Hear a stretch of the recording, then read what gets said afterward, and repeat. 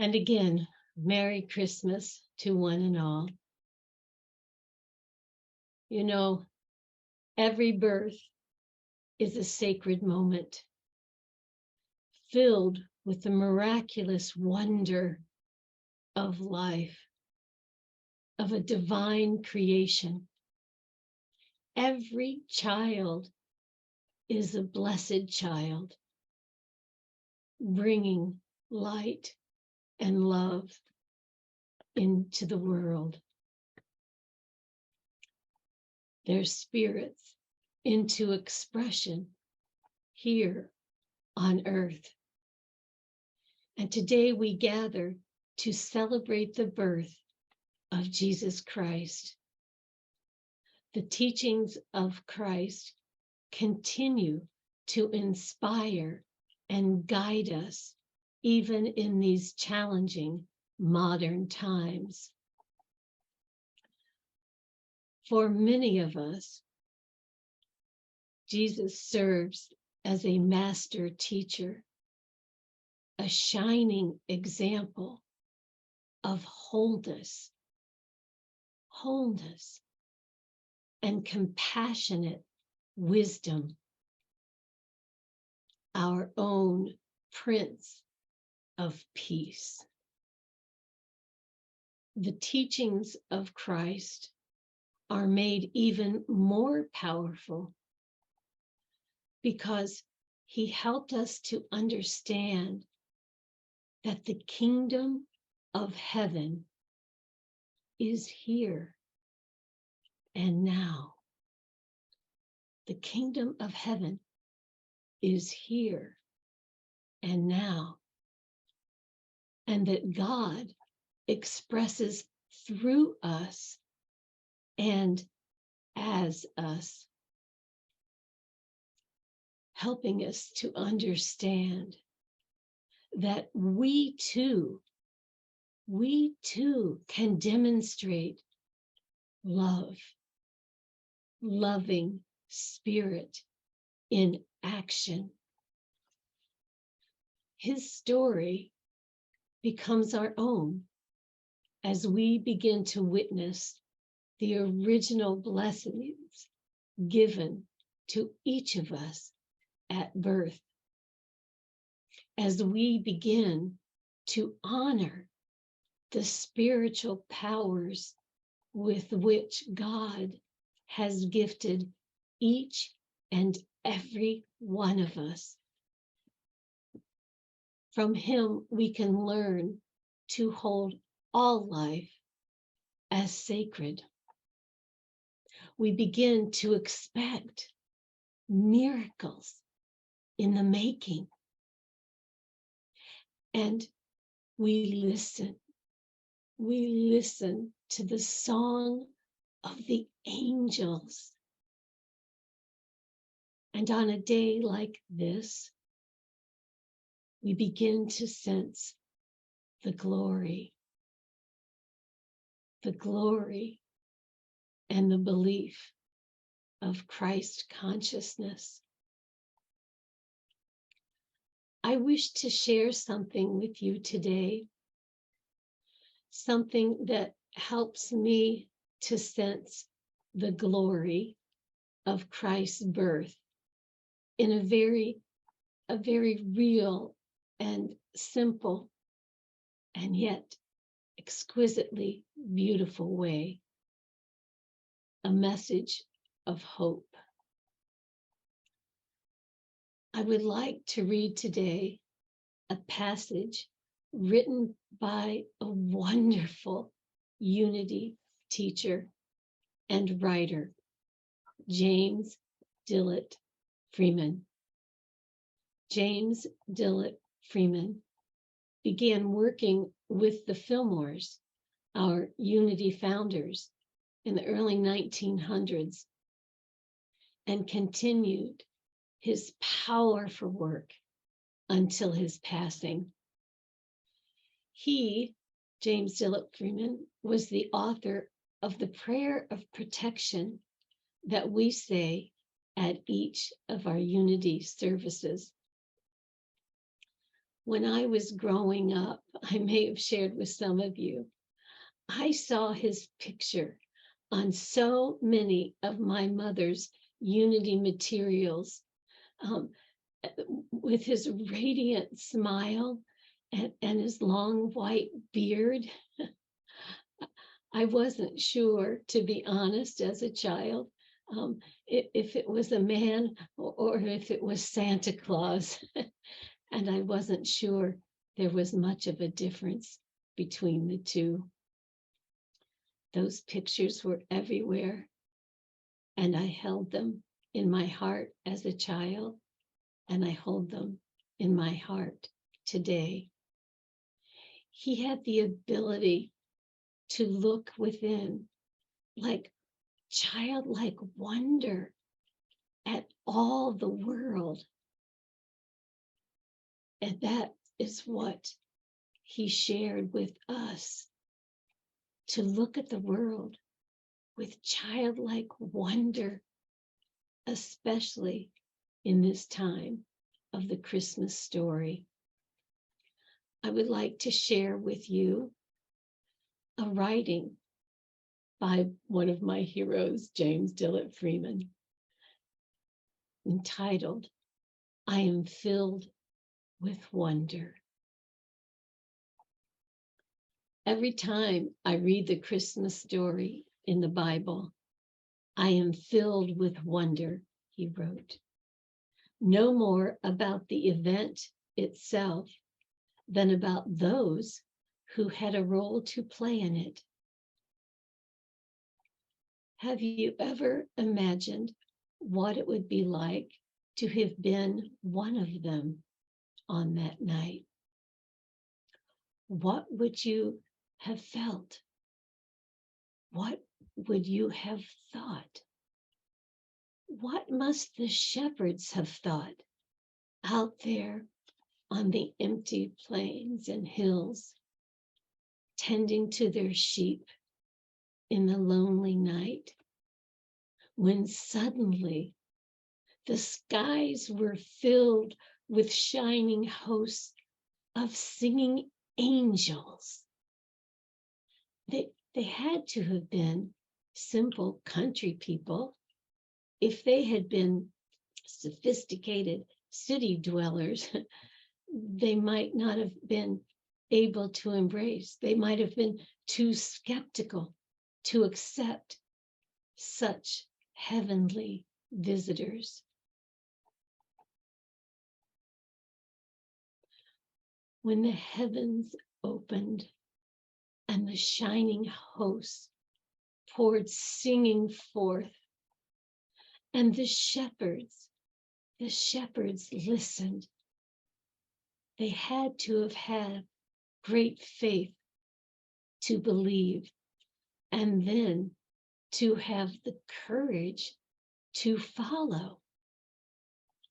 But because they had a sense of wonder, they beheld the wonder of God. And then there are the angels. My friends, do you believe in angels? If you do, what do you think they're like? Winged creatures, or perhaps winged thoughts? Personally, I have always believed in angels myself, though I would be hard put to describe them precisely. They are the singers of the heavenly songs, the carriers of the creative spirit. I like the use in the Bible it makes of them, for I observe that throughout the pages of the Bible, that when God has a special communication to make to people, God hardly ever appears directly. I suppose that might be a little too much for most of us, not only overwhelming in its own awesomeness, but the infinite in all its glory, all its oneness might be beyond our power to apprehend. So when the infinite has something special it wants to say, it takes on the form of an angel. Angels, to me, are the inspiration of the Almighty, attuned to the highest creative pitch we humans can catch or even bear. It is no wonder then that we describe them as winged and flaming and soaring high above us, or that we catch what they have to share with us as a glory-filled song. And then there are the wise men in the story. It is interesting to note that while the shepherds were on the spot almost immediately, watching over all the goings on, that it was 12 nights later when the wise men came and arrived in all their glory. But that's the way that it always is, isn't it?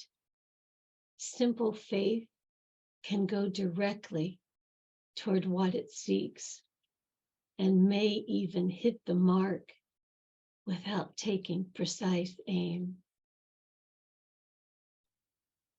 But that is not always the path we each take. Often a more circuitous route, using reason alone, drawing slowly and respectfully closer to the truth. And then there were the wise kings. It could not have been mysterious angels. They had to have a large star. Angels and stars are both celestial phenomenon, but oh, what different ones. Yet I wonder if it makes any difference, really, whether we find our way by natural or supernatural means to the places where truth lives. I imagine the wise men who had found the birthing place in their own way through astronomical navigation of some sort, accepting what they found. They found the truth. The three kings brought to service rich gifts that only the mind has the power to bring. According to tradition, the wise men symbolize the spread of truth to the world. A shepherd's heart may wake to inspiration instantly and easily, where those of the intelligentsia may wind their way slowly and laboriously to the truth. Intelligence knows how to make the truth known to the world, while faith knows how to express it.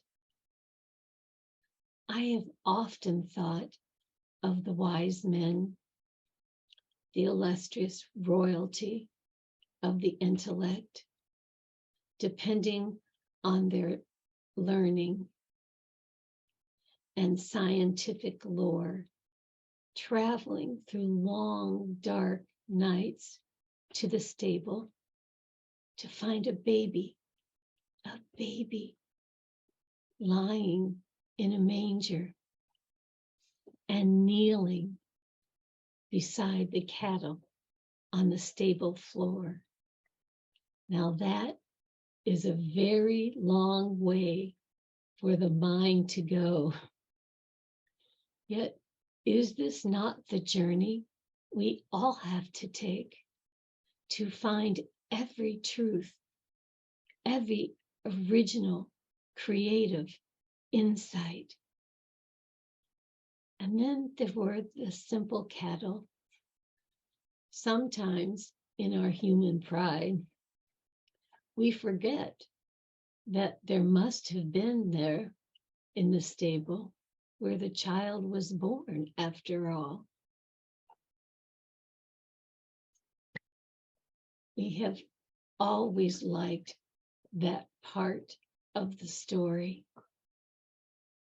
because the God I believe in is a God of life and love and things dear to God in the highest may be the most simple. And this ox and sheep were there with them in this humble beginning to give them love and hope. The wonder of this event all together embraced in love, challenged, but yet filled with wonder, sitting there with the humble beast in glory.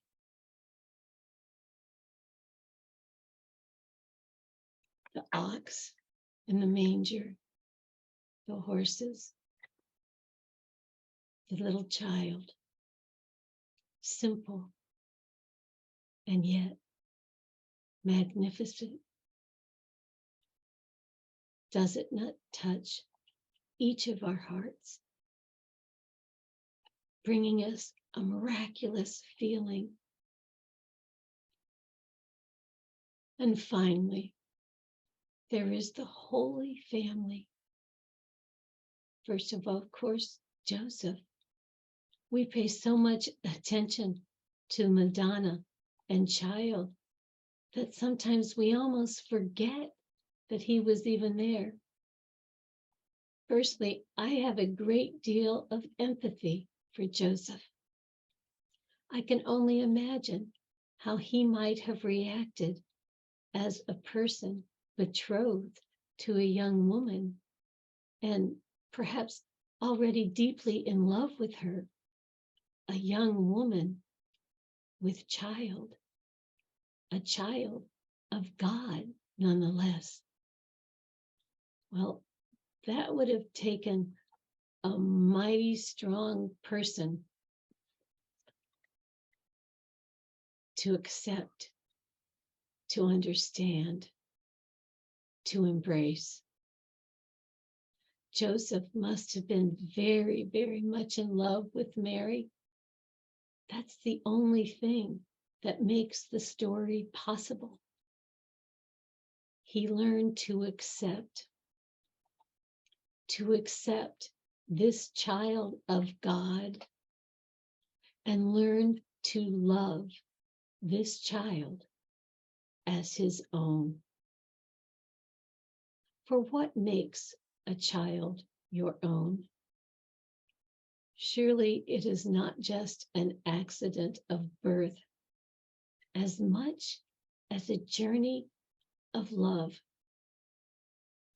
I see Joseph standing there that night, off on the corner, because that's where we usually see him, don't we?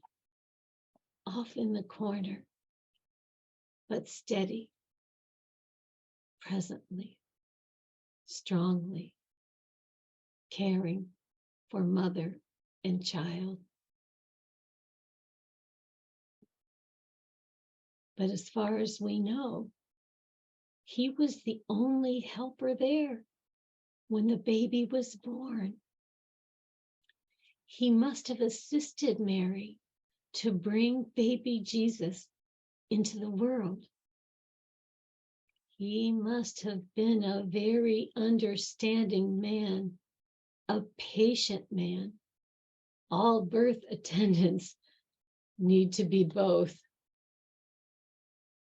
He may have had perhaps a gentle sense of love and irony. And how fortunate for Mary, how fortunate for her to have had a loving, compassionate partner as Joseph, to support her, to embrace them all. And then Mary. Mary, we honor her. We know her as a good mother. We know her as a role model. A young woman facing what could have been a very challenging time. She is the center figure. She is the divine mother. She shows the way and then embraced the child with deep love.